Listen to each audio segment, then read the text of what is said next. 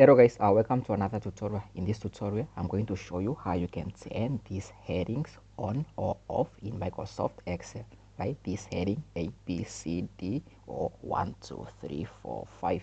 So I'm going to show you how you can turn it back on or off in Microsoft Excel. So yeah, that's what we're going to be looking at in this tutorial. But before we get started, I just want to ask, like, if this is your first time, please do consider subscribing and hit that notification bell so you get notified every time I upload a new tutorial. So with that being said, let's get started.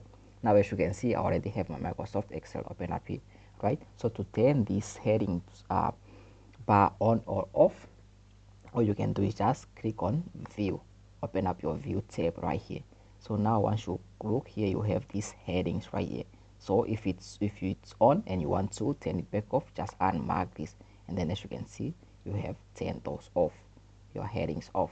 And then if they are off and you want to turn it back on, just make sure you mark that, and then as you can see, you have turned those headings on. So yeah, that's how you can turn your headings on or off in Microsoft Excel. So yeah, it's really simple. So yeah, that's it. I hope you find this video helpful. If you did, make sure you give it a thumbs up, leave us a comment down below.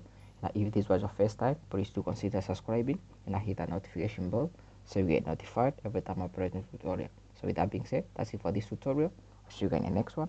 I'm out. Peace, love, and unity.